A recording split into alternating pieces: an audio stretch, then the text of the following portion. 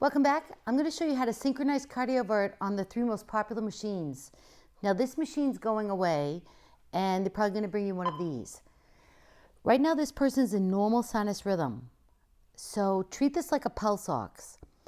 What this is showing you is 73 QRSs go by equally distant apart in 1 minute. So right now this person's in normal sinus rhythm, but I'm going to put them into SVT. I'm going to give them runs of SVT. Here's their first run. SVT is very fast and abrupt, and they can feel it. Okay, this is their first run of SVT. It's very fast, it's abrupt, and it abruptly stops. And a few months later, a few decades later, they have another run of SVT, and it stops. SVT is guaranteed to stop. We just want to stop them right now. They have another run, and pretty soon they're going to come see us. 70% of your patients with SVT are going to be female. And now they're going to stay in SVT. That's just how my simulator works. So 70% of the patients with SVT will be female, and it bothers the young females, it seems like more, including infants and children. We consider it benign. Now SVT is fast, abrupt, and regular. The number 218 doesn't change. What it's showing me is there are 218 of these QRSs equally distant apart. This is more of a PALS pediatric situation. And in this monitor, I put the adult into rapid AFib or AFib RVR. Now, this is much more of an adult problem than pediatric. It's very rare infants and children go into AFib, but adults go into AFib constantly. Every year past 80, there's an 8% chance they're going to go into AFib. So if you live to be 114, I can tell you right now, at some point you're going to go into AFib. AFib is grossly irregular. Watch the heart rate dance. There's nothing regular about AFib. I'm not even sure what I should write down for vital signs. I'm going to write down 149. That's the best number I've seen. 145. I'm going to write down 145. But there's a huge swing in AFib. I just write down one number that looks good on paper. That is grossly irregular, and this is regular. What the groups don't like is how fast their heart rates go. Now over here, I put this little one into this situation called a 2-to-1 atrial flutter.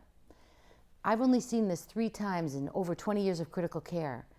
Now, if it only moves 1 point, it's still regular. But the trick is, if you have an adult with a heart rate greater than 140 and it's regular, or greater than 125 and irregular, if their blood pressure drops, you're going to synchronize Cardiovert, all of them.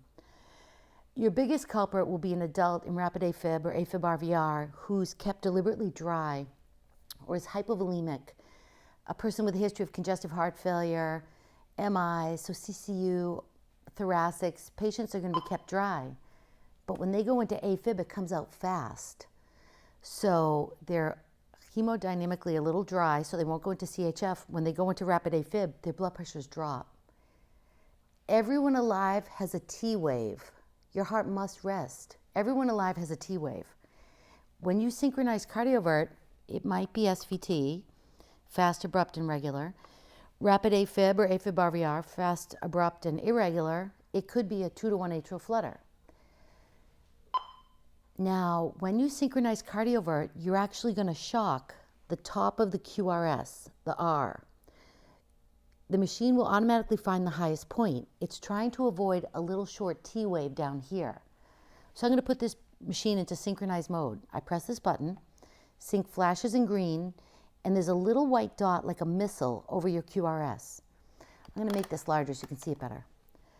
So there's a little white dot like a missile. It's only going to hit the QRS simply to avoid a little short T wave. On your Zols, it says the word defib. I'm going to press return, and then this little sync button, and now it says sync with a little white dot like a missile.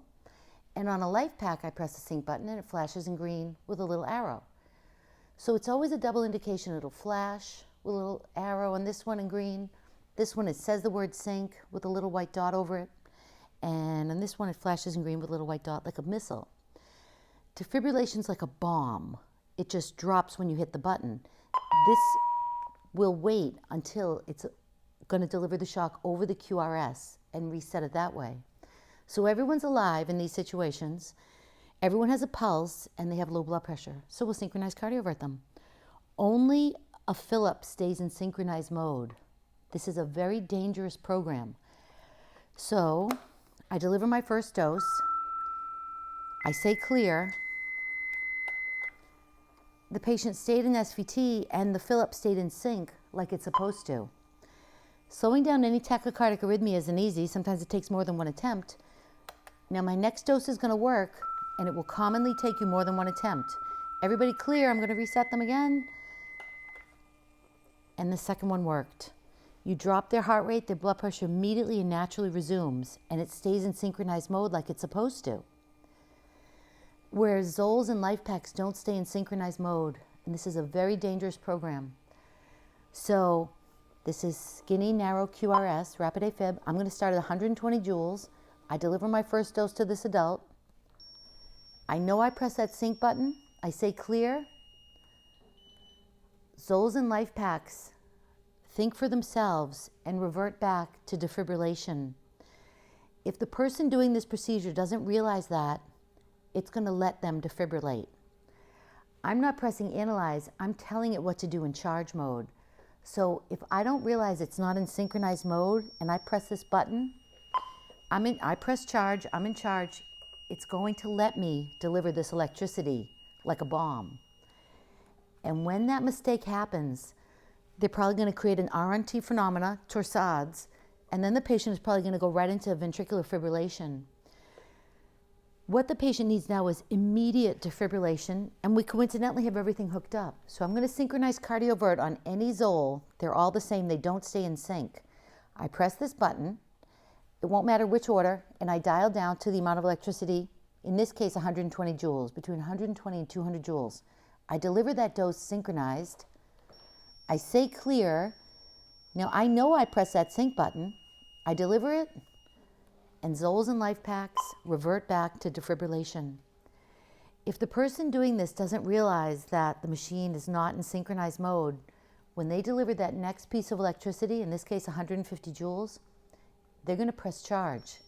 It's going to let them accidentally defibrillate rapid AFib or AFib RVR. Unfortunately, they'll probably hit their T wave and throw them into torsades. Then the patient will probably go into VFib. What the patient needs now is immediate defibrillation.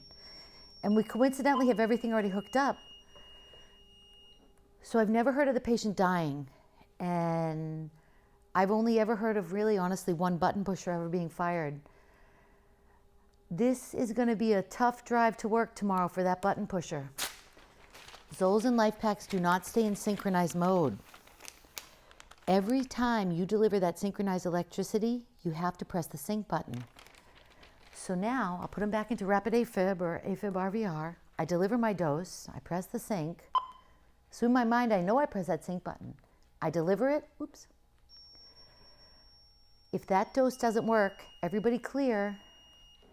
They have to hit the sync button again, or it's simply going to defibrillate the patients.